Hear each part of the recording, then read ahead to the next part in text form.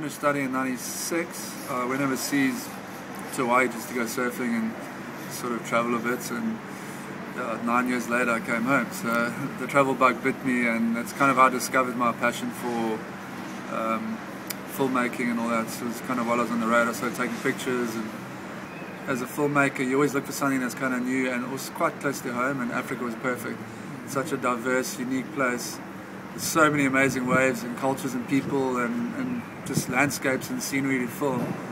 I thought, let me just, Africa was the perfect subject for a new film. So yeah, I think it's the first biggest surf project of its kind, or surf film of its kind, and it's a unique kind of vision or portrayal of Africa. It's how surfers see Africa, pretty much. Surf movies have never been seen as something that's very lucrative, and it's almost a project of passion, Hawaii, before we did our Hawaii film, we got funding from Nokia up front. This one, I wanted to do it my own way, and I think if you get funding up front, someone kind of directs the way you got to take the film. And I wanted to show Africa through the eyes of the surfers, and also through the lens, or through my eyes. So I started funding it up front, and it takes its toll on you, because you got to work in between. It's not something I was on full time. It was like I'd finish shooting commercial and I'd have like a 3-week gap. I'd phone the guys, let's go, there's a swell, let's get to Senegal, and we'd go. And then 4 months later I'd be able to go to a new location, because I had a whole bunch of work in between. So it was tough. I didn't want to copy anyone. I wanted to sort of bring what I know and what I've learned from other people and bring it in. And there's guys like the Malloys and guys that make surf documentaries in America, and they bring more of that travel element to it. It's more of a travel surf film, and it's not just action. It's actually, the action's probably 30% of the film. It's more about the culture and the lifestyle. The one wave we did find was, we did a trip to J Bay, and Twiggy was there, and he was like, there's this reef up the west coast, we got to go.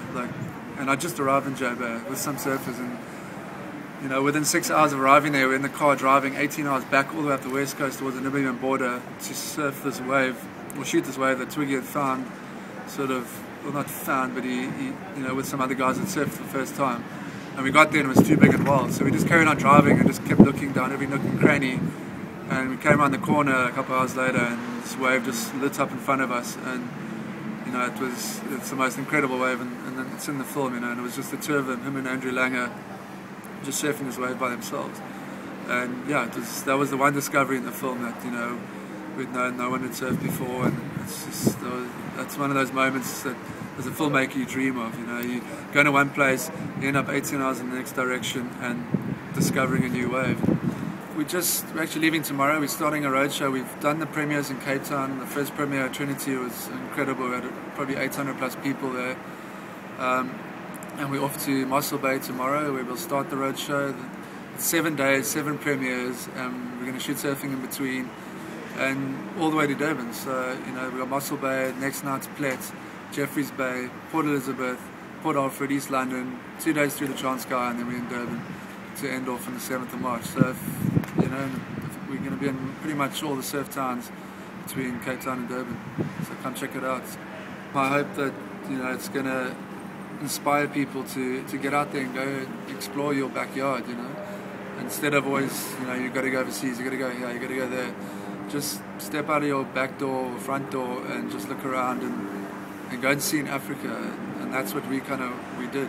None of us really experienced Africa to the extent that we did it, and that's what I hope this film will do.